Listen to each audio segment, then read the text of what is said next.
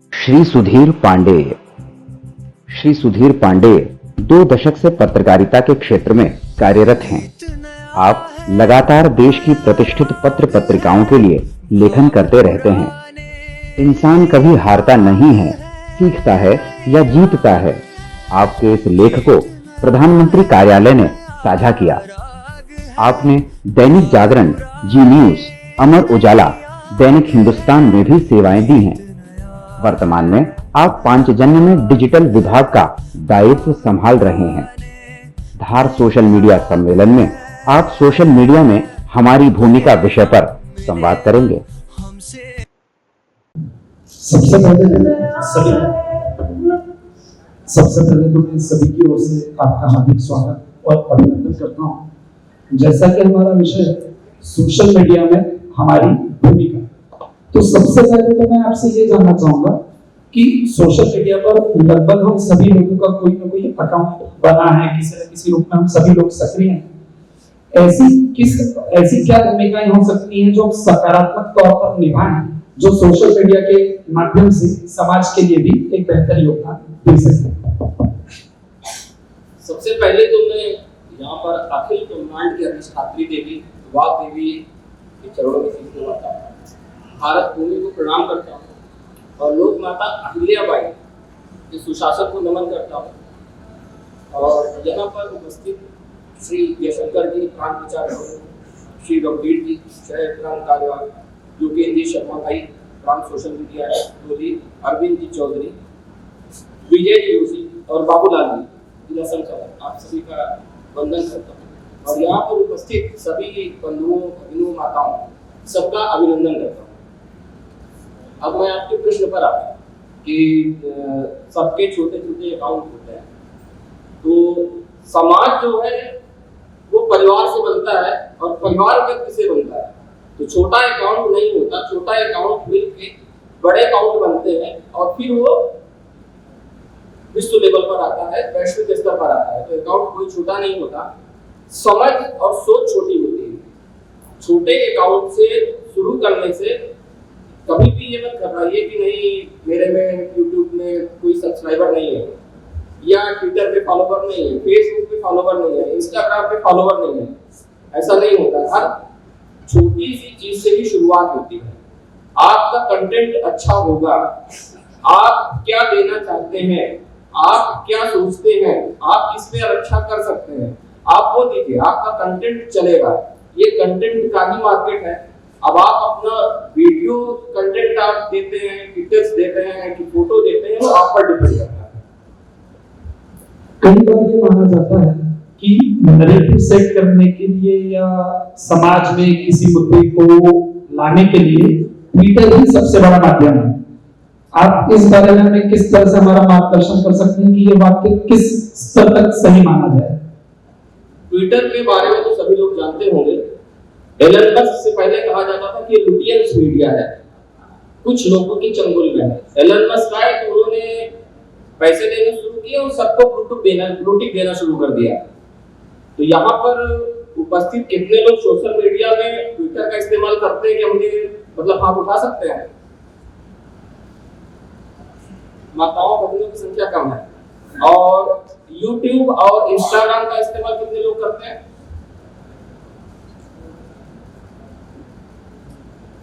तो ये आप देखिए कि ट्विटर पर जो है ये पुरुष समाज जो है ना, उसका वर्चस्व सा दिखता है। लेकिन महिला जो है, जो हमारी भगिनी है और माताएं हैं, ये भी आधी दुनिया का निर्माण करती हैं। तो आप ये सोचिए कि ट्विटर, इंस्टाग्राम का प्रभाव और फेसबुक का प्रभाव ज्यादा है।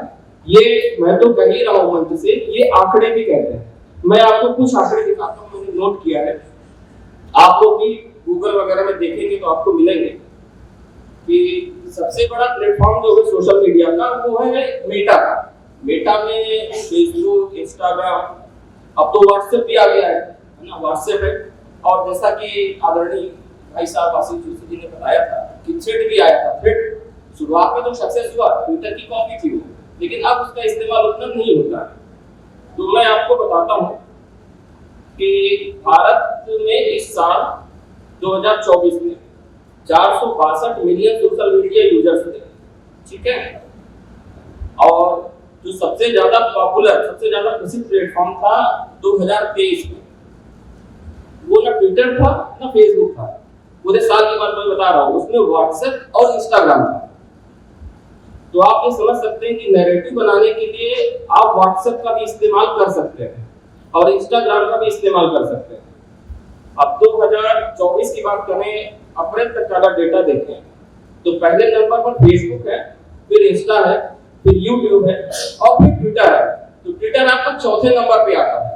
आप सोचिए कि ये जो लुटियंस मीडिया है ना, इसने ट्विटर को लेके क्या आख्यान गढ़े कि ट्विटर जो है वो एक बड़े बौद्धिक वर्ग का प्लेटफॉर्म है। अगर आप ट्वीट नहीं करते हैं तो आप वंचित समाज से आते हैं, है ना। आप फेसबुक का इस्तेमाल करते हैं तो आप दूसरे समाज से आते हैं, जबकि सबसे ज्यादा यूजर्स अपने फेसबुक के हैं। अभी और बताता हूँ, फेसबुक का इस्तेमाल करने वाले देशों में आप देखिएगा, भारत सबसे आगे है, 314 मिलियन यूजर्स हैं। 314 को 10 लाख से गुणा करते हैं, उतना हो जाएगा। दूसरे नंबर पर अमेरिका है, तीसरे नंबर पर इंडोनेशिया है और फिर ब्राजील है, फिर मैक्सिको है। इंस्टाग्राम में 2 बिलियन मंथली इसके यूजर्स हैं और जो टॉप कंट्री है उसमें है आपका भारत, फिर अमेरिका, फिर ब्राजील। और अगर ट्विटर की बात करें तो ट्विटर के सबसे ज्यादा यूजर्स हैं अमेरिका में और फिर जापान में, फिर इंडिया में। तो हम ये क्यों माने कि ट्विटर ही कोई नैरेटिव करता है? ट्विटर एक्चुअली क्या है कि वो रियल टाइम कंटेंट का बादशाह, जिसे आप लोग कहते हैं मुगलिया भाषा में लोग बोलते हैं बादशाह। इसके अलावा वो कुछ नहीं है। ट्विटर रियल टाइम कंटेंट आपका होगा, वो उतनी जल्दी बूस्ट करेगा, ऐसा उसने एल्गोरिथम बना रखा है एलन मस्क ने अभी फिलहाल। और उन्होंने कुछ महीने पहले ये भी घोषणा की थी कि हम इसको न्यूज वाले फॉर्मेट में भी ले जा सकते हैं। तो जब ये न्यूज वाले फॉर्मेट पे चला जाएगा तो फिर ये सोशल मीडिया नहीं रहेगा, फिर वो न्यूज मीडिया आ जाएगा। तो समाज से जो भागीदारी है, समाज के बीच जो फाइट है, वो फेसबुक, इंस्टा और यूट्यूब की। कई बार एक चीज देखने में आती है कि विपरीत विचारधारा से हमें फेक नैरेटिव मिलता है, जिसका हम लगातार आरोप दे रहे होते हैं, जिसकी हम सफाई दे रहे होते हैं। क्या बेहतर होगा, फेक नैरेटिव का जवाब देना या उसी के लिए हमारी तरफ से कोई काउंटर नैरेटिव क्रिएट करना? किस चीज को आप ज्यादा बेहतर देखते हैं? हाँ, ये एक बड़ा प्रश्न है और इस पे मैं भी सोचता हूँ कि हमारी जो आदत हो गई है या हमारी आदत तो विकसित कर दी गई किसी के प्रश्नों का जवाब देना, है ना। हम क्यों जाके किसी के फेक नैरेटिव में जबरदस्ती इन्वॉल्व होते हैं? हम खुद अपना नैरेटिव बनाए ना, हम अपना नैरेटिव खड़ा करें, उसको आप काउंटर करने आओ मुझे, हम क्यों आपको काउंटर करने जाए? आप डेली सुबह एक नैरेटिव बनाइए सनातन को लेके, आप जनजातियों पे डेली एक नैरेटिव बनाइए, ईसाई मिशनरियां जो कन्वर्जन कर रहे हैं उसको लेकर एक नैरेटिव बनाइए फैक्ट के साथ। आपको कोई रिपोर्ट नहीं कर सकता अगर आपके पास फैक्ट है। 365 दिन आप भारत को लेकर नैरेटिव अच्छा बना सकते हैं, वो आपको काउंटर करेंगे, वो उसी में बिजी हो जाएंगे। वो आपके पास आएंगे, जॉर्ज सोरोस जैसे आदमी जब वो देखेंगे कि भारत में ईसाई मिशनरियों को लेके इंटरनेशनल ट्रेंड चल रहा है, रोज चल रहा है, वो उसी में व्यस्त हो जाएंगे। उनका दिमाग ही नहीं होगा कि वो कुछ दूसरा नैरेटिव इस्तेमाल करें। तो मेरा ये मानना है कि आप खुद नैरेटिव बनाइए ना, आप किसी के नैरेटिव को काउंटर मत कीजिए। जैसे एक बंधु का इसमें प्रश्न था कि हम कैसे करें उनको, तो आप रिपोर्ट कर सकते हैं, लेकिन आप रिपोर्ट करिए, ठीक है, अच्छी बात है, लेकिन आप उस दिन खुद सोचिए, विचार कीजिए कि आपने सोशल समाज के लिए, जैसे स्वयं सेवक हैं, हमारी समाज में बहुत भूमिका होती है, हम सक्रिय भी रहते हैं, तो सोशल मीडिया में आपकी सक्रियता क्या थी? क्या सिर्फ हम जवाब ही देते रहे या हमने कोई कंटेंट ऐसा डाला जिसपे आके किसी दूसरे व्यक्ति ने जवाब दिया उसका? ये हमारी सोच होनी चाहिए और ये सोच मुझे लगता है लानी पड़ेगी, तभी हम सोशल मीडिया पर किसी से भी युद्ध कर सकते हैं। ये भी कुरुक्षेत्र जैसी ही लड़ाई है ना। यहाँ पर शंखनाद, हमारा पांचजन तो शंखनाद करता है, उसके पीछे लोग पड़ जाते हैं। पिछले दिनों रिपोर्ट भी किया गया था, लेकिन ये हिंदू स्वयंसेवकों सबका सहयोग था कि वो फिर से बहाल हो गया। तो हम तो शंखनाद करते हैं, लेकिन ये ड्यूटी हर एक व्यक्ति की होनी चाहिए। अगर आपके पास अपना YouTube चैनल है और आप सनातन के बारे में कुछ भी जानते हैं, तो आप उसका इस्तेमाल क्यों नहीं करते? आप 2 मिनट के वीडियो क्यों नहीं बना सकते? आप रील बनाइए, आप खुद खड़े होकर बोल दीजिए। हमारे एक मित्र है, मैं बनाता हूँ, उनके बाबा जी हैं, वो रामायण का पाठ करते हैं डेली सबके घर में होती रामचरितमानस की चौपाइयाँ पढ़ी जाती हैं, वो डेली यूट्यूब में आते हैं, आगे जाते रामचरितमानस की चौपाइयाँ पढ़ते हैं, वो लाइक करते हैं, उसमें उनको कोई दिक्कत नहीं है कि नहीं उनको यूट्यूब जैसे टीवी मीडिया स्टूडियो होता है सब समझ के जाना है, कुछ नहीं सामान्य आदमी है, लेकिन उनको लोग सुनते हैं। अगर 25 आदमी उनको सुनते हैं तो एक बड़ा जागरण है सोशल मीडिया में। सोशल कनेक्ट ऐसे ही होता है, ये नहीं होता कि जैसे किसी के घर में जाते हैं बैठ के करते हैं, तो ये सोशल मीडिया की बैठकें ऐसी होती है। जब हम अपना समाज बनाएंगे, लोगों से जुड़ेंगे, तभी हम आगे बढ़ेंगे। कई बार ऐसा देखने में आता है कि हमने हमारी तरफ से नैरेटिव क्रिएट किया, हमने हमारी तरफ से एक विचार आगे बढ़ाने का काम किया, पर उस अकाउंट को ही सस्पेंड कर दिया जाता है। ये मुझे उम्मीद है यहाँ पर भी कई सारे लोगों ने इस परिस्थिति को देखा होगा। तो अगर हम किसी रणनीति के माध्यम से कोई आंदोलन करना चाहें, उस स्थिति में अगर ऐसा हो जाए कि वो अकाउंट सस्पेंड हो जाए, तो उसके लिए हमारे पास में बैकअप के रूप में क्या कोई तैयारियां कुछ की जा सकती है? अकाउंट सस्पेंड होने के लिए जैसे यहाँ पर बंधु हैं, सब ट्विटर ज्यादा इस्तेमाल करते हैं, तो जानते हैं कि रिपोर्ट कैसे करते हैं। रिपोर्ट करते हैं तो 4 ऑप्शन खुल के आते हैं, हेट स्पीच का आता है, वायलेंस का आता है, बहुत सारी चीजें होती है, मास रिपोर्टिंग भी होती है। तो अगर आपका अकाउंट उड़ा दिया गया है, तो मैं फिर कहता हूँ कि जैसे सोशल मीडिया में अभिमन्यु को घेरा था कौरवों ने, अभिमन्यु लड़े थे चक्र लेकर, रथ का पहिया लेकर, उन्होंने युद्ध किया, लेकिन जब उनका वध हुआ अभिमन्यु का, तो फिर अर्जुन ने किसी को नहीं छोड़ा। तो हमारे दूसरा बैकअप तैयार होना चाहिए, है ना, तभी राष्ट्रवाद की अलग चलती रहेगी। मान लीजिए कि हमारे सोशल मीडिया पर ट्विटर को ही हम ले लें, हमारे 3 मिलियन फॉलोवर्स हैं और हमने संशोधन कर दिया। अब उस 3 मिलियन फॉलोवर के पीछे लोग लग गए, उसको सस्पेंड करा दिया गया, उसको हटवा दिया गया, वो नहीं हो सकता है।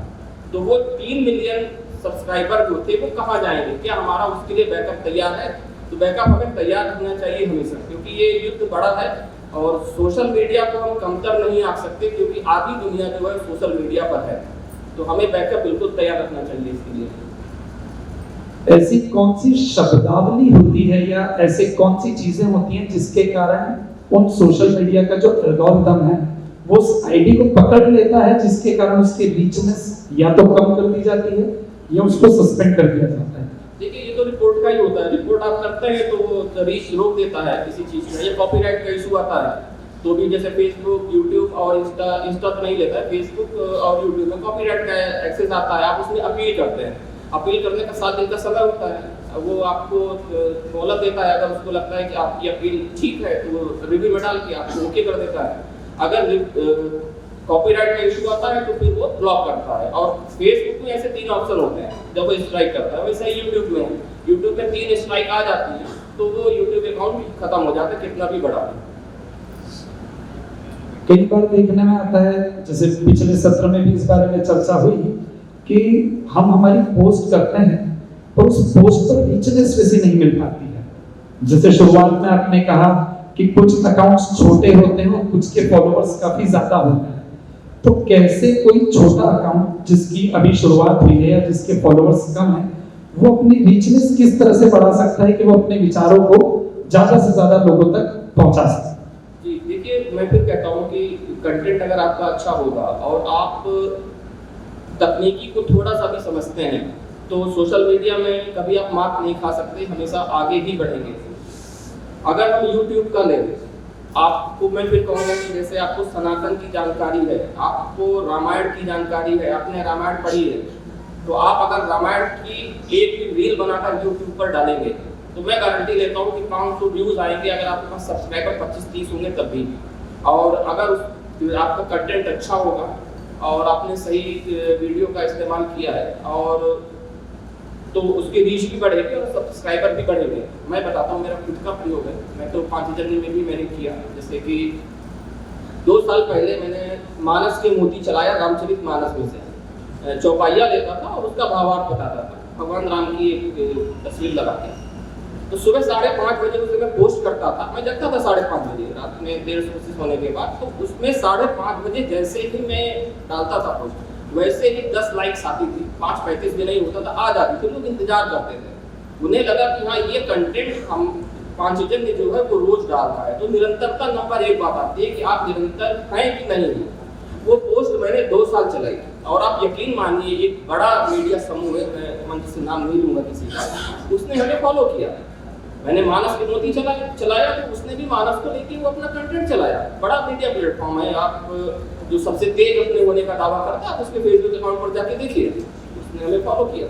तो ये चीज़ थी। दूसरी चीज़ मैं बताता हूँ कि मैंने रामायण प्रश्नोत्तरी अभी शुरू की, मुझे जानकारी है, मैंने पढ़ा कि हाँ सनातन के बारे में 2-3 ग्रंथ लाए, मैं डालता हूँ, उस पर इंगेजमेंट है, लोगों को अच्छा लगा, वो जानना चाहते हैं सनातन के। मैं ऐसे क्वेश्चन नहीं पूछता कि सैफ अली खान ने आज क्या खाया, नहीं पूछता।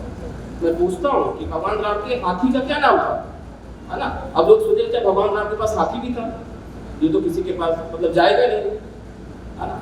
तो बताया मैंने कि भगवान राम के हाथी का नाम शत्रुंजय था, है ना, और जो उनके मामा ने उन्हें दिया था, और वो हाथी बाद में उन्होंने वशिष्ठ जी के पुत्र सुयज्ञ जी को अर्पित किया। तो ये जानकारी जब आप डालेंगे ना कहीं पर, तो सनातन भारत जो है वो सनातन से पूरा ओतप्रोत है, इतना मान के चलिए। कुछ भी आप डालेंगे कंटेंट इस तरीके का, वो उठेगा, एक दिन नहीं उठेगा, 2 दिन नहीं उठेगा, तीसरे दिन अवश्य उठेगा। और कंटेंट डालते समय एक बात में बड़ी अच्छी, मतलब मैं खुद बताऊँ जो मेरा ऑब्जर्वेशन रहा है यहाँ पर रहते हुए, क्योंकि ईश्वर की कृपा रही है कि कुछ हज़ार से लेके और 35 लाख तक फेसबुक पर हम लोग पहुँचे पिछले 3 साल में। तो मैंने खुद एक्सपेरिमेंट किया कि जैसे मेरी पोस्ट मैंने डाली, भगवान राम की फोटो डाली, वो फोटो नहीं चली। फिर मैंने भगवान राम पर 4 लाइनें लिख के डाली, वो लाइन भी नहीं चली। फिर मैंने भगवान राम पर एक वीडियो बनाया 1 मिनट का, वो भी नहीं चला। फिर मैंने क्या किया, मैंने रील बनाई, रील चल गई। तो मैंने 3 दिन प्रयोग किए, चौथे दिन मुझे रिजल्ट मिला कि हाँ रील चल रही है, ये फेसबुक का एल्गोरिथम इस समय रील पर काम कर रहा है। तो मैंने रील देनी शुरू की, मेरी रील लाखों में गई, है ना। तो ये आपको जज करना होगा। अगर आप सोशल मीडिया पर हैं, कोई प्लेटफॉर्म ले लीजिए, मैं नहीं कहता हूँ कि आप सारे पे आइए, अगर आप फेसबुक या इंस्टा पर हैं तो आप देखिए, प्रयोग कीजिए उसको। 3 दिन, चौथे दिन आपको खुद उसका एल्गोरिथम समझ आ जाएगा। एल्गोरिथम सिग्नल्स होते हैं, इस पर ध्यान रखता है कोई, वो अपना तो उसका तो विमर्श तो है नहीं कैसे काम करेगा, क्या करेगा, वो और भी टेक्निकल चीज़ें होती हैं। तो आप खुद समझ सकते हैं, जिसे हम लोग जुगाड़ कहते हैं, जुगाड़ भाषा में जो बोलते हैं, तो आप देख सकते हैं, आपका अनुभव होता है और उसकी रीच आती है। तो आपके पास कंटेंट होता है पोस्ट करने का, फोटो जो जेपीजी होता है, दूसरा होता है टेक्स्ट, और तीसरी होती है वीडियो 1 मिनट की, और चौथी होती है रील। तो अभी इस समय जो समय है रील का, आप रील पोस्ट करिए कहीं पे, कहीं भी चलेगी। तो ये हमें ध्यान रखना होगा, कंटेंट कौन सा प्लेटफॉर्म कौन सा कंटेंट उठा रहा है इस समय। आपने थोड़ी देर पहले बात कही कॉपीराइट एक्ट की, जिसमें हम कोई भी चीज को कॉपी करके सोशल मीडिया प्लेटफॉर्म्स पर पोस्ट नहीं कर सकते हैं। तो यहाँ पर कुछ ओरिजिनल कंटेंट क्रिएटर्स भी होंगे, तो कंटेंट क्रिएशन के लिए क्या कोई टिप्स आप दे पाएंगे कि किस तरह से वो अपना कंटेंट डेवलप करें कि वो अपनी विचारधारा को भी आगे ले जा सकें और उनके प्रोफाइल को भी एनहांस कर सकें? देखिए, मैं इस बारे में मैं बोलूँगा, मैं 2002 में प्रयागराज में था। उस समय जमाना था फेसबुक का भी उतना नहीं था, सोशल मीडिया का था। मैं एक साइबर कैफे में गया और मैंने उसमें डरते डरते मैंने कंप्यूटर ऑन किया। तो मेरे जो बगल में साथी थे उन्होंने कहा आप डरिए नहीं, आपके पास अंडू का विकल्प है, कंट्रोल जेड, है ना, आप डरिए नहीं, आप खुद करिए उस चीज़ को। तो सोशल मीडिया की सबसे अच्छी चीज़ है कि वो खुद आपको जानकारी देता है कि आपको क्या करना है स्टेप बाय स्टेप, और इसके वो पैसे भी लेता है। अब ट्विटर पे अगर आपको ब्लूटिक लेना है तो आप पैसे खर्च कीजिए, 900 रुपये आपके मोबाइल के लिए और 600 रुपये उसके लिए। फेसबुक पे आपको टिप्स लेना है तो आप 400 रुपये एक पोस्ट का लेता है, वो पोस्ट आपका वायरल कर देता है ना। तो इसके अलावा भी वो जानकारी देते हैं। इसके अलावा एक सबसे महत्वपूर्ण जानकारी ये है कि सोशल मीडिया प्लेटफॉर्म हर 6 महीने पर अपना रिव्यू वो करते हैं, अपनी पॉलिसी लेके आते हैं। वो पॉलिसी आप जरूर पढ़िए। जैसे अगर यूट्यूब की पॉलिसी आप पढ़िए 6 महीने में, क्योंकि हो सकता है कि जनवरी में उनका कुछ चीज़ अलग हो और अभी अगस्त में जो लाए हो वो अलग हो, तो उस पर आप जरूर ध्यान दीजिए कि उनकी पॉलिसी में कितना चेंज किया है उन्होंने। पिछले सत्र में एक लाइन काफी बार दोहराई गई कि झूठ जब तक सच जागता है तब तक झूठ पूरी दुनिया का चक्कर लगा चुका होता है। तो एक वर्ड आता है यहाँ पर मास रिपोर्टिंग, जिसमें हम ज्यादा से ज्यादा रिपोर्ट करें ताकि वो जो गलत खबर फैलाई जा रही है वो जितनी जल्दी हो रुक जाए। तो मास रिपोर्टिंग के लिए हम क्या क्या कर सकते हैं, क्या क्या ऐसे तरीके हो सकते हैं ताकि ज्यादा से ज्यादा रिपोर्टिंग हम उस पर्टिकुलर आईडी की कर सकें? किसी कंटेंट को रोकने आदरणीय भाई साहब ने, आशीष जी ने काफ़ी चीज़ें उसमें बताई हैं।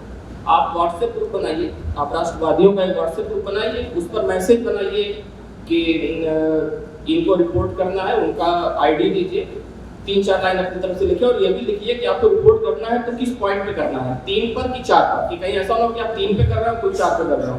तो जैसे हेट स्पीच आप डालते हैं, तो हेट स्पीच अगर उसके पास 1000 जाएगा, 1000 लोगों के पास, तो 1000 लोगों की वो रिपोर्टिंग ले लेगा।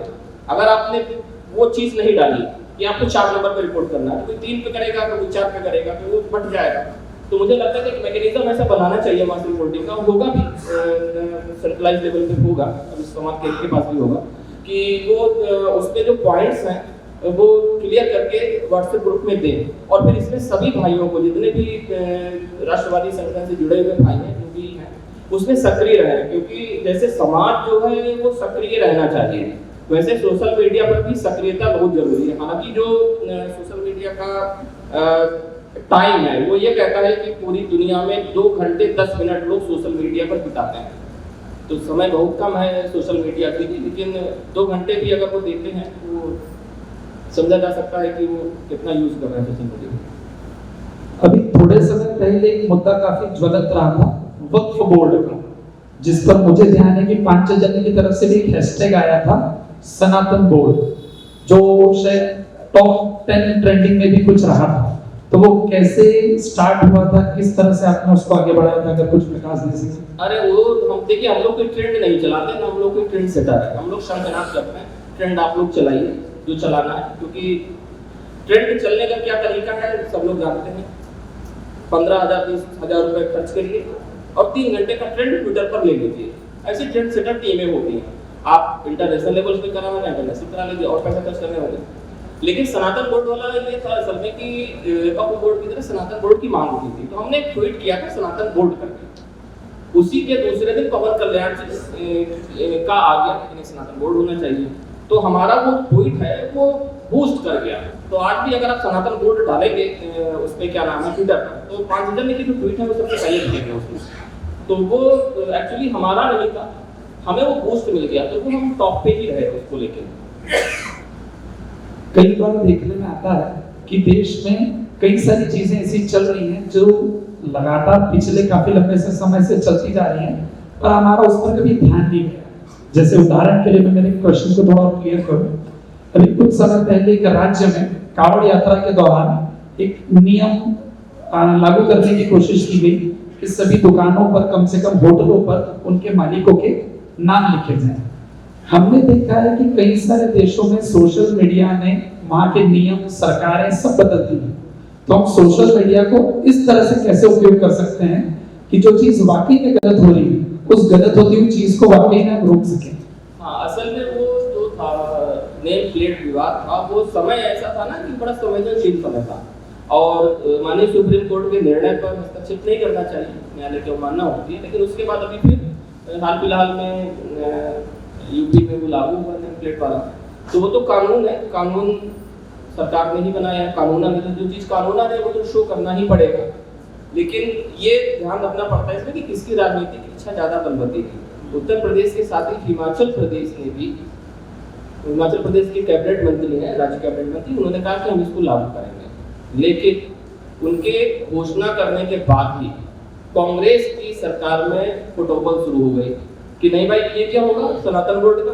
फिर अगले समय आया सुप्रीम सरकार का फैसला कि सनातन को ये जो नेम प्लेट है ये विवाद फिलहाल बंद रहेगा, हम नेम प्लेट को लेकर कोई कानून फिलहाल लागू नहीं कर रहे हैं। उन्होंने फिलहाल शब्द का इस्तेमाल किया, लेकिन जो कानून है तो कानून को आप नहीं कर सकते। इसमें सोशल मीडिया जो इन्फ्लुएंसर है उनका ये बनता है कि जैसे नेम प्लेट है तो नेम प्लेट को लेके आप लेके आइए ना कि किसका है ये कानून, श्रम मंत्रालय का है कि खाद्य विभाग का है कि नेम प्लेट रखना क्यों जरूरी है। अभी बीच में और चला था कि कोई फल विक्रेता है तो कैसे रखेगा, लगाएगा नेम प्लेट। तो आप लेके आओ ना सीधे से, आप दिखाओ कि हमारे यहाँ धार में एक भगिनी है वो सोयाबीन बेचती है, उनकी दुकान पर नेम प्लेट लगी है। नेम प्लेट लगाने में क्या दिक्कत है, एक कागज ही तो रखना है। जैसे पहले था ना कि डिजिटल मीडिया की पेटीएम आप कैसे लगाओगे, डिजिटल मीडिया का जितना डिजिटल पेमेंट का जितना विरोध हुआ, लेकिन आज देखिए सबके ठेके पे रहता है पेमेंट वाला, तो वो नहीं है, तो कानून है उसका आप इस्तेमाल कर सकते हैं। कई बार कुछ वीडियोस ऐसे होते हैं जो किसी वक्ता ने कुछ कहा और उसके कुछ लाइनों को एडिट करके सिर्फ कुछ महत्वपूर्ण लाइनों को ही जनता के सामने, आम आदमी के सामने लाया जाता है। और जब तक वो वक्ता सफाई दे और उसका अपना पक्ष रखे, अपनी पूरी बात रखे, तब तक तो वो बातें किसी और रूप में ही बहुत आगे पहुंच जाएगी। ये मुझे लगता है कि हॉल में बैठे सभी लोग ये जानते होंगे कि भाई साहब किसकी बात कर रहे हैं, क्लिप काटने की बात और क्लिप काट के चलाने की बात। तो उनको चलाने दीजिए, लेकिन उसमें हमारी नैतिक जिम्मेदारी बनती थी कि वो क्लिप जो थी उस क्लिप को हमने कितना रिपोर्ट किया है ना, क्या हमारी रिपोर्टिंग हुई उस क्लिप की, क्या उस व्यक्ति पर कार्रवाई करवा पाएंगे। तो ये हमारी जिम्मेदारी थी कि हम उस फेक न्यूज को कैसे रोकते हैं। फेक पैडलर्स जो है उनको रोकने की हमारी जिम्मेदारी है, और ये तभी रुकेगी जब हम सक्रिय होंगे। और मुझे ये लगता है कि सोशल मीडिया पर अपना जो समाज है वो कम सक्रिय है।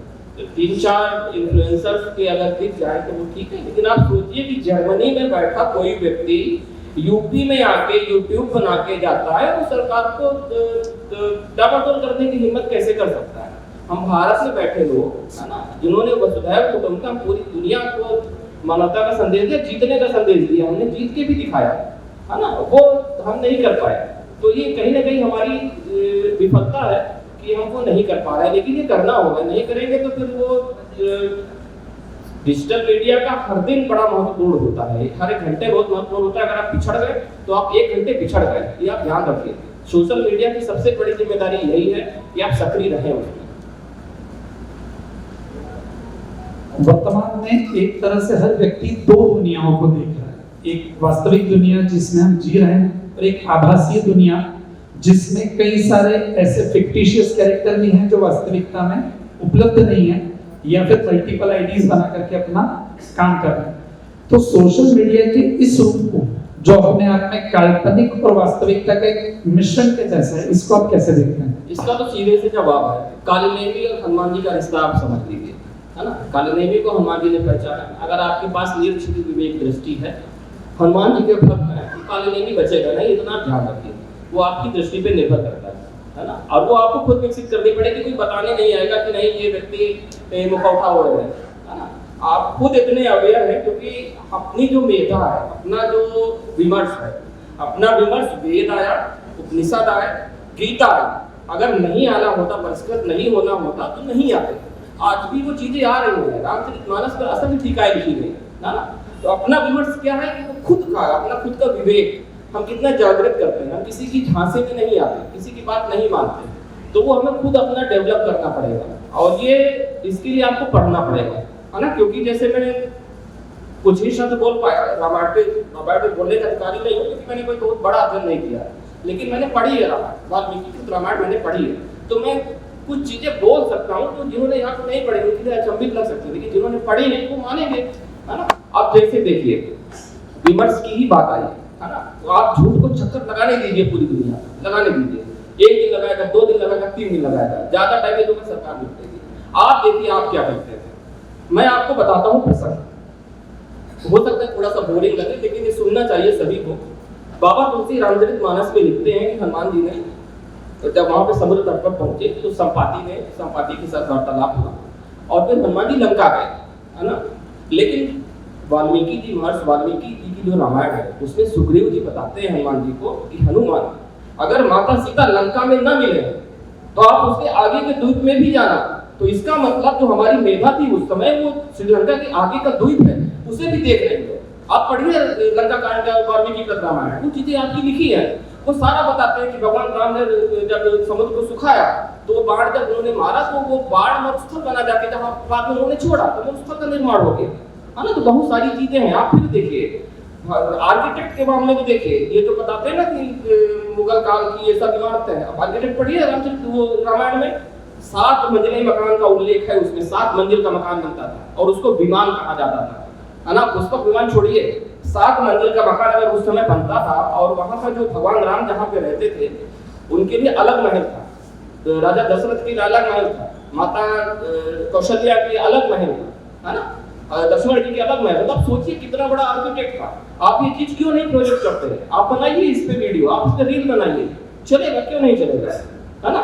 भगवान राम, अभी एक चीज और बताता हूँ, अभी 3-4 महीने पहले आप लोग इंटरनेट पर सर्च कीजिएगा ब्लू जुनून, ब्लू जोन हो सकता है पता आप लोगों को जो लोग सक्रिय रहते हैं। ब्लू जोन का मतलब होता है कि ऐसी जगह जहां पर लोग 100 साल से ज्यादा जीवित रहते हैं, है ना।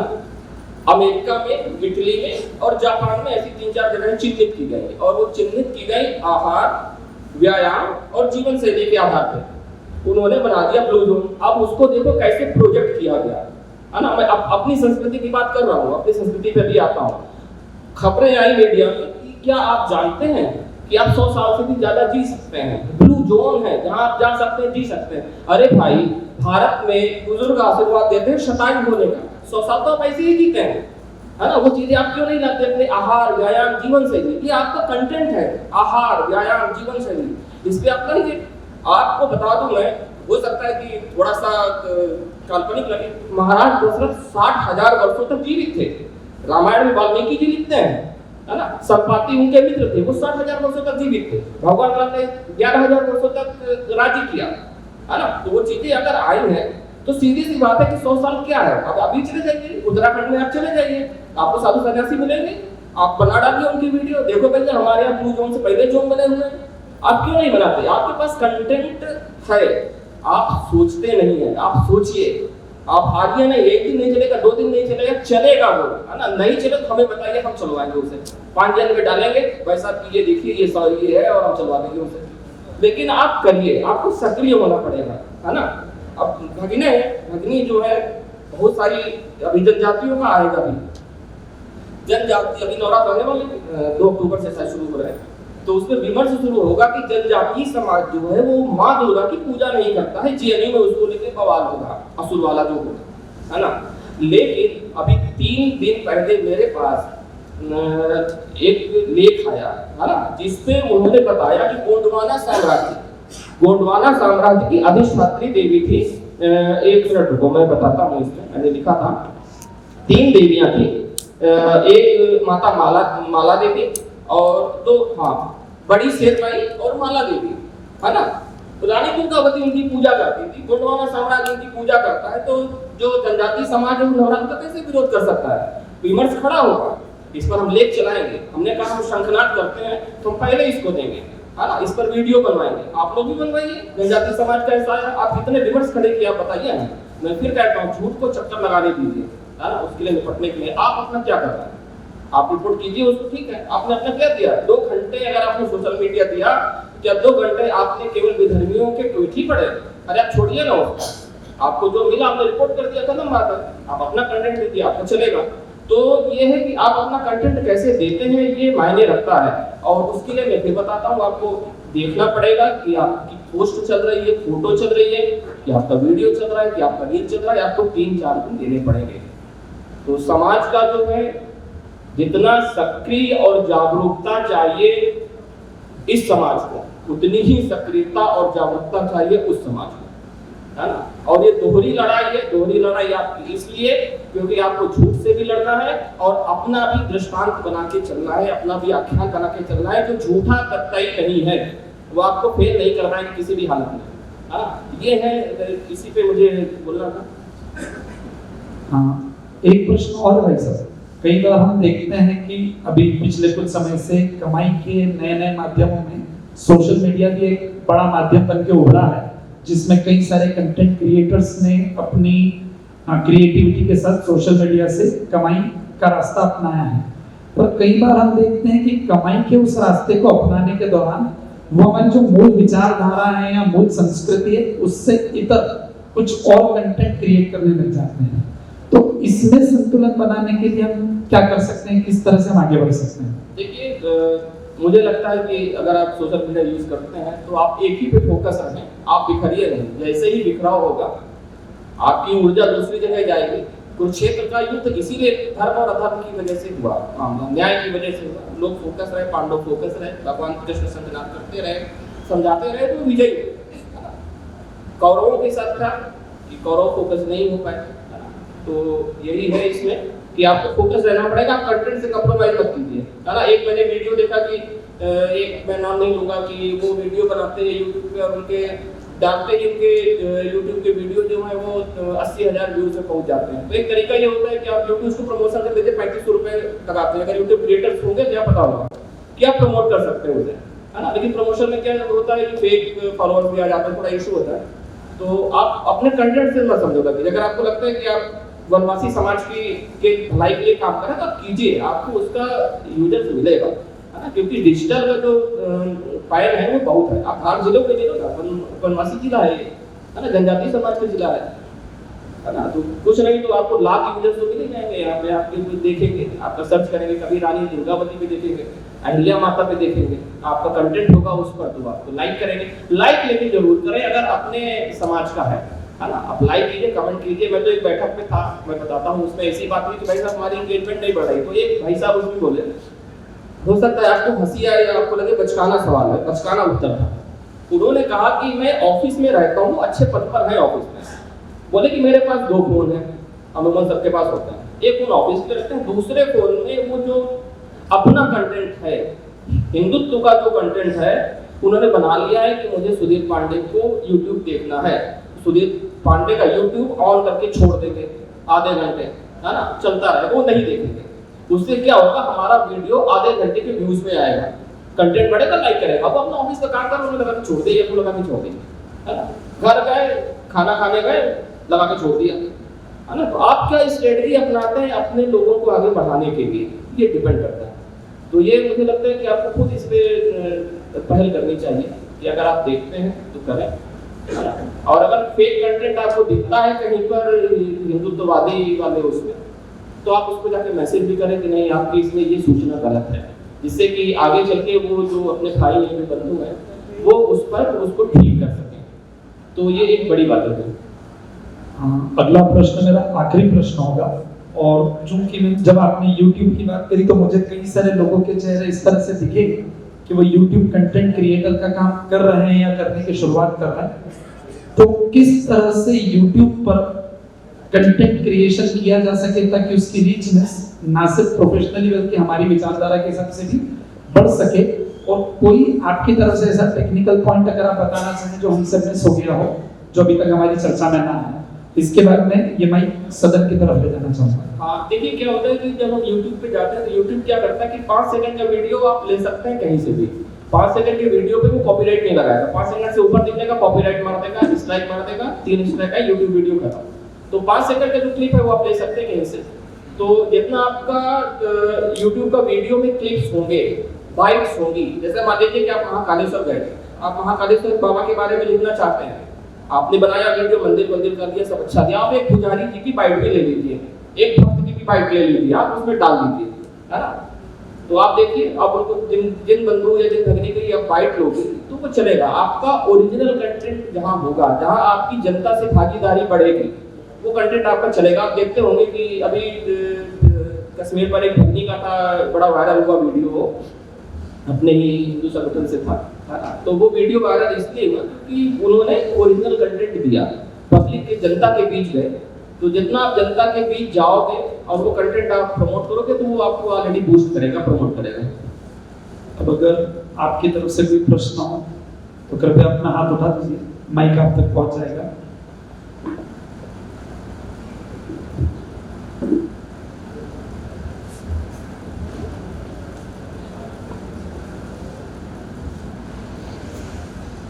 क्या इसके सोशल मीडिया के जितने भी प्लेटफॉर्म्स हैं उनके एल्गोरिथम में कुछ गड़बड़ी है कि सनातन से संबंधित कोई भी चीज़ें सर्च करी जाती है या रिचनेस की जैसे बात करी गई तो वो कम दिखती है, तो कुछ न कुछ तो एल्गोरिथम में गड़बड़ी हुई। देखिए आपका हो गया प्रश्न।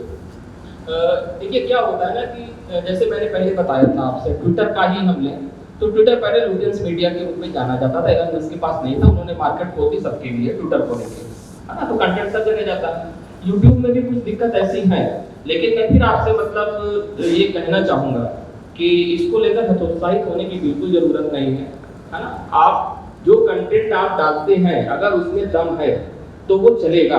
अरे हम कहते हैं आप अपने परिवार में 10 लोगों को भेज दीजिए कोई यूट्यूब का, 10 लाइक्स आ गए, है ना, 10 कमेंट आ गए, है ना, 10 सब्सक्राइबर आ गए, 10 कमेंट आ गए, आपने हैशटैग सही से लगा दिया। यूट्यूब तो हैशटैग भी अपना बना देता है। हैशटैग लगाते समय ध्यान रखें यूट्यूब में कि हम क्या करते हैं कि जिसके मिलियंस में होते हैं, जिनको शुरुआत करनी है यूट्यूब का, उनका मैं बता रहा कि जिनके मिलियंस में होते हैं आप उसमें मत लगाएं, क्योंकि किसी का 2.9 मिलियन वीडियो दिया, आपने हैशटैग लगाया तो आपका वीडियो उसमें सर्च नहीं होगा। आप उसमें हैशटैग लगाइए, जैसे लिखा रामायण की कहानी, आप रामायण के बारे में कुछ करना चाहते हैं तो रामायण की कहानी देखिए, उसमें अगर 200 वीडियो पड़े होंगे तो वो आपकी सर्चिंग में आएगा। तो पहले छोटे वीडियोस, छोटे हैशटैग पे आप जाइए, अगर आपको वीडियोस वो देने हैं तो बूस्ट होगा। बड़े वाले हैशटैग में वो खोसा जाता है, तो हैशटैग लगाते समय ध्यान रखिए कंटेंट हम कहते हैं, कंटेंट अच्छा होगा, आपकी टाइमिंग अच्छी होगी तो वो चलेगा। और ये ध्यान रखना होगा कि आपका कंटेंट कौन सा चल रहा है, आपका एक नहीं चला मान लो, है ना, तो बोल दिए भाई साहब, जैसे समाज में होता है कि कोई लड़का डॉक्टर नहीं बना, अरे भैया ये तो दिन रात पढ़ते थे डॉक्टर नहीं बने, समाज वाले ने बोल दिया, अब भाई साहब वो तैयारी कर रहे हैं, वो उनका डिमोरलाइज हो गए। लेकिन नहीं, आपके साथ के तो बोल सकते हैं कि आपने सनातन पर इतना अच्छा वीडियो बनाया, किसी ने देखा ही नहीं, कोई बात नहीं, आपने देखा ना, आपने लाइक किया, एक व्यूज हमारे पास आए, हम दूसरे भी ट्राई करेंगे। अब दूसरा वीडियो डालिए, आप रूटीन में ले आएंगे ना, आप यकीन मानिए, आप महीने भर रूटीन में ले आए चीजें, तो आप खुद उसके सकारात्मक परिणाम देखेंगे, आपको निराश होने की इसकी जरूरत नहीं है। लेकिन निरंतरता और समय, टाइमिंग बहुत जरूरी है इसके लिए, है ना, कि आप ये ध्यान रखें कि आप किस समय दे रहे हैं। अब पता चला नवरात्र का समय भी चलेगा, है ना, आप नवरात्र बनाइए, अच्छा वीडियो बनाइए, आपका चलेगा, है ना। आप नवरात्र का उसके समय बनाएंगे किसी और समय तो फिर नहीं चलेगा। तो थोड़ा सा ध्यान रखना पड़ता है कि किस समय आप क्या देना चाहते हैं। सादर जय श्री राम भाई साहब। जी जय श्री राम। हमारा आज का जो मुख्य जो सब्जेक्ट था अभी का सोशल मीडिया में हमारी भूमिका। मेरा ऐसा मानना है कि सोशल मीडिया में हम यहाँ पर जो लोग उपस्थित हैं वो तो राष्ट्रवाद के विचार को लेकर हम उस चीज को, उस प्लेटफॉर्म को यूज कर रहे हैं, लेकिन एक बड़ा तबका है जो उसको अपने सोशल मीडिया को अपने मूल स्वरूप में नहीं अपना रहा है। जैसे या तो जन्मदिन की शुभकामनाएं, या आज हम फलानी जगह पर गए तो उसका वो फोटो, तो एक बहुत बड़ा तबका जो है उसका वास्तविक प्रयोग नहीं कर रहा है। तो हम लगभग सभी लोगों को सोशल मीडिया के उपयोग के वास्तविक स्वरूप पर लाएं, उसके यूज पर लाएं, उसके लिए आप कैसे मार्गदर्शन करेंगे? देखिए, समाज है, सबको अपने घर के हिसाब से चलने का अधिकार है, वो अपने घर में क्या करता है इससे आपको कोई मतलब नहीं, हमें कोई मतलब नहीं है। फेसबुक वो क्या डालता है क्या नहीं डालता उसको डालने दीजिए। अगर आपको मार्केट स्ट्रेटजी अपनानी है तो आप फेसबुक पेज बना लीजिए, फेसबुक पेज भी बनता है, उसमें ऑप्शन देता है, आप फेसबुक पेज पर वो चीज डालिए। तो उससे क्या होगा कि आप जन्मदिन की फोटो अपने फेसबुक पे डालेंगे जो आपका वॉल होती है, और जो पेज होगा आप उस पर वो फोटो डालिए। लेकिन प्लीज किसी को जो फेसबुक या जिसका जो सोशल मीडिया चला रहा है आप उस पर इंटरफेयर मत कीजिए, क्योंकि उसकी अपनी मर्जी है। वो अगर वो नहीं कमाना चाहता, वो सनातन से नहीं जुड़ना चाहता, तो आप उसे जोड़ के भी नहीं जोड़ पाएंगे। वो करेंगे, आपने कहा बेटा सब्सक्राइब कर दीजिए, सब्सक्राइब कर देगा, वो देखेगा ही नहीं आपका यूट्यूब चैनल या फेसबुक, है ना, तो वो खुद आता है। और ये जो आपकी ये जो दौड़ है सोशल मीडिया की, मैं फिर बता रहा हूँ कि आपकी आधी दुनिया जो है वो सोशल मीडिया पर है। मतलब आप समझिए कि इतना सारा आबादी समझ लो आप, तो 5 अरब लोग सोशल मीडिया पर है, तो 5 अरब बहुत है ना। अगर जिसको खाना कमाना होगा 58,000 करोड़ का, भाई साहब ने बताया था, बिजनेस करके ले गई है सोशल मीडिया कंपनी, है ना। अगर आपको कमाना है तो आप कमाइए, उससे आप ही कमाइए, आप डालिए, आप सनातन की वीडियो चलाइए, आप वनवासी समाज की वीडियो चलाइए, आप धार की चलाइए, आप धार के ऑफिशियल पन्ना बना लीजिए, धार के ऑफिशियल न्यूज लीजिए, देखिए चलेगा, महीने भर चलाइए, 2 महीने चलाइए, ना चले तो फिर किसी समाज में समाज केंद्र बुलाएगा तो रखिएगा मेरे सामने, भैया हमने किया नहीं चला, है ना। तो फिर ये आप देखिए, क्योंकि इसमें एक सबसे बड़ी समस्या यही आती है कि लोग हतोत्साहित हो जाते हैं। समाज में आपको जिस तरीके से आप समाज में लड़ते हैं, मैंने दिया ना कि डॉक्टर नहीं बना मेरा बेटा तो उसको बुलाने में लगते हैं, उसी तरह सोशल मीडिया है। सोशल मतलब सोशल, आपको सामाजिक व्यवहार के सारे नियम कायदे इसमें फॉलो करने हैं। कोई व्यक्ति बदमाशी कर रहा है तो आपको उसकी कंप्लेंट करनी है, जो आप रिपोर्ट करके करते हैं, है ना। अगर एक बंधु का था, एक पिछला क्वेश्चन था, मैं इसी में ले लूंगा उसको, भाई साहब पूछने था, मुझे लगा कि मुझे इसको बोलना चाहिए था कि विधर्मी जो है जो सनातन के खिलाफ वो करते हैं, क्या नाम है, कंटेंट डालते हैं, है ना। तो हम उसका कैसे करें? तो देखिए, अपने यहाँ संविधान कहता है कि सबको अपने पंथ और मजहब के प्रचार करने की छूट है, लेकिन किसी भी पंथ या मजहब की अवहेलना करने की छूट नहीं है, और इसके लिए राइट भी है। अगर आपको लगता है कि किसी ने गलत पोस्ट किया है तो आप उसको आगे कंप्लेंट करिए, आप उसकी, साइबर क्राइम में कंप्लेंट करिए, उस पर कार्रवाई होगी और कार्रवाई होती है और हम ऐसी न्यूज़ देते भी हैं। और हमारे कुछ हिंदू भाई ऐसे हैं जो सोशल मीडिया इन्फ्लुएंसर हैं, तो इस पर भी नजर रखते हैं और कार्रवाई करवाते हैं। अगर आपको लगता है कि वो गलत है तो फिर आप उसकी रिपोर्ट कीजिए, उसमें कोई दो मतलब इधर उधर देखने की आवश्यकता नहीं है। तो इसी पे ये था सर, छोटा सा बात की है, आपने जो पूरे कार्यक्रम में सबसे अच्छा लगा कि जो शास्त्र के बारे में आपने बताया। अभी आप में धार्मिक प्रवृत्ति है, अच्छी चीजें लगती है, लेकिन रामायण में पढ़ूं समय नहीं है, वो जिज्ञासा नहीं रहती है। सोशल मीडिया है, मोबाइल आप कहो 2 घंटे चला लेंगे। आपने जो बताया कि मैं जो कार्यक्रम सोशल मीडिया पे चलाता हूँ, आप क्या फेसबुक पे या व्हाट्सएप पे जो आप चीज चलाते हैं उसका आपका नाम, फेसबुक का या व्हाट्सएप के नंबर, हम भी शास्त्र से और धार्मिकता से जुड़ना चाहते हैं, लेकिन बिना रामायण और बिना उसमें समय दिए सोशल मीडिया में हम 2 घंटे देख लेंगे, 2 घंटे पढ़ लेंगे। नहीं बंधु, ये मत कीजिए। मैं आपको बताता हूँ मेरी उम्र आपको कितनी लग रही होगी। मैं 40 से 45 के बीच में हूँ, ठीक है। मेरा डिजिटल का दायित्व है, मैं कार्यालय में काम करता हूँ, 8 घंटे से ज़्यादा ये लोग काम करते हैं। स्वयंसेवक कैसे काम करते हैं सबको पता है। रात में आता हूँ, खाना भोजन करता हूँ, उसके बाद में 1.5 घंटे पढ़ता हूँ, रामायण देता हूँ। मैं आधे घंटे नींद कम करता हूँ, लेकिन पढ़ता हूँ, क्योंकि अगर आप पढ़ेंगे नहीं ना तो आप ना सोशल मीडिया में युद्ध कर पाएंगे और ना समाज में युद्ध कर पाएंगे, ना कहीं पे बोल पाएंगे। वो 10 बातें सुना के चले जाएंगे कि blue zone America, Italy, Japan में है। आप नहीं सुना पाएंगे कि ब्लू जोन भारत में बहुत पहले था, है ना। सफाई का आशीर्वाद हमारे बुजुर्ग हमको देते थे, आप कैसे सुनाएंगे, है ना। हमारे बाबा आके बोलते थे बेटा चिरंजीवी हो। अब वो तो 100 ही साल तक हो गए, हमारे बाबा तो चिरंजीवी होने का आशीर्वाद दे गए। तो इसका मतलब आदमी 200, 300, 400 साल तक होता था, है ना। आप जीवन शैली को लेके आइए ना। आप जीवन शैली में देखते हैं, एक चीज रह गई, देखो मैं बहुत अच्छी चीज बताता हूँ आपको। किसी आदमी को नौकरी करते हैं, यहाँ पे सारे लोग करते होंगे कहीं ना कहीं, उसके बॉस ने हटा दिया नौकरी से। उसका मैनेजर बोला भाई साहब आपको नौकरी नहीं करनी है, क्या होगा? उसका पहला रिएक्शन क्या होगा? उसका बीपी बढ़ जाएगा, ब्लड प्रेशर, है ना। हो सकता है उसका दिल कमजोर होगा, अटैक हो जाएगा, है ना। पहला समस्या ये होगा कि उसका बीपी तो जरूर बढ़ेगा, 100% बढ़ेगा। मैं अपना आज का अनुभव बता रहा हूँ, मेरे साथ भाई साहब विजय जी भी हैं, ये भी साथ हैं।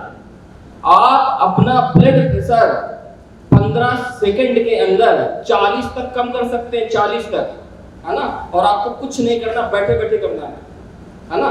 मेरे रतलाम में था, भाई साहब थे, 143 ब्लड प्रेशर था उनका, और उन्होंने 15 सेकंड में 40 किया। मैं आपको पुष्ट बता रहा हूँ, मैं वो चाहोगे आपको तो उनको बुला रहा हूँ, मैं आपको दिखा दूंगा। ऐसी कौन सी थेरेपी है जो बिना दवाई खाए आपका 15 सेकंड में डाउन करके, जरा मुझे बताइए।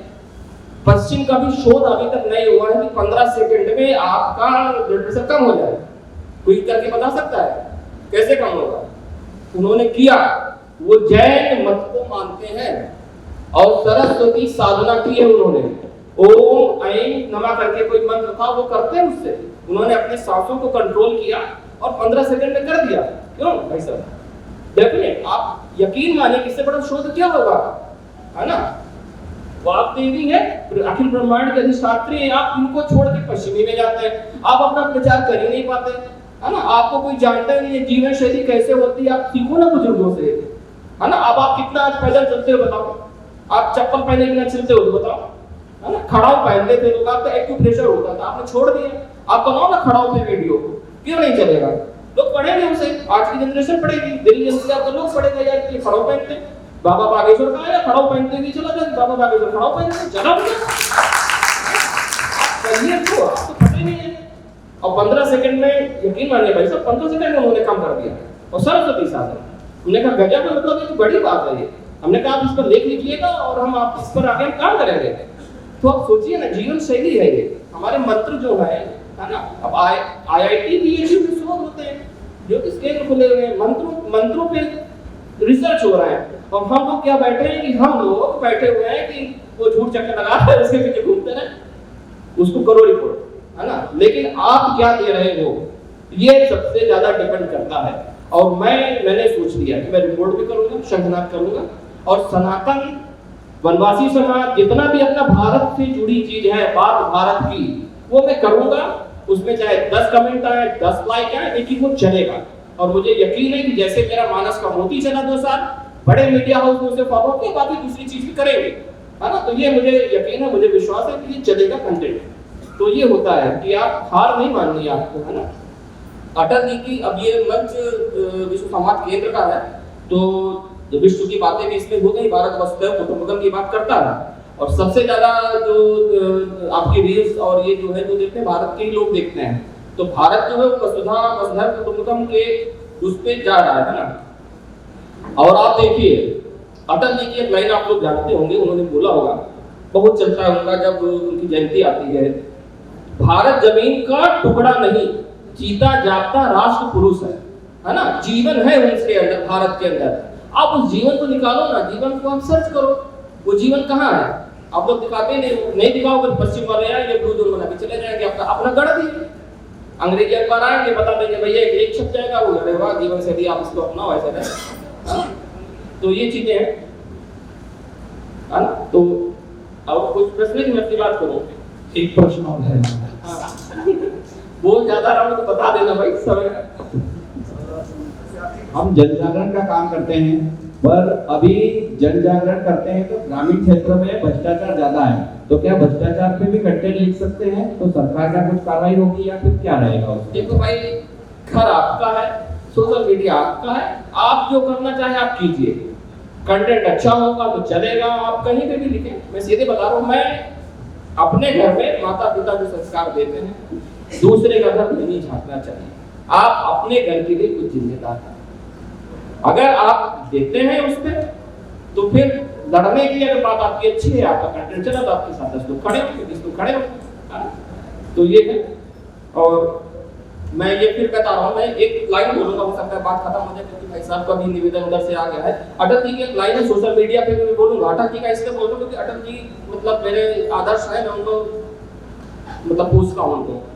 उन्होंने एक, मैं तब हैदराबाद में था, यहाँ पे देखा, तो मैंने एक पंक्ति पढ़ी थी उनकी, जो आज मतलब सोशल मीडिया को लेके हमें लगती है कि दुनिया का इतिहास पूछता, रोम कहाँ, यूनान कहाँ, घर घर में शुभ अग्नि जलाता वो उन्नत ईरान कहाँ है, दीप बुझे पश्चिमी गगन के, व्याप्त हुआ बर्बर अंधियारा, किंतु चीर कर तंकी छाती चमका हिंदुस्तान हमारा।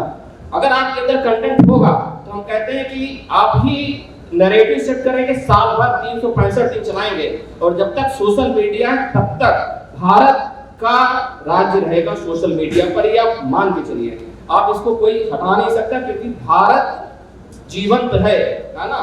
माता है, भारत माता, है ना।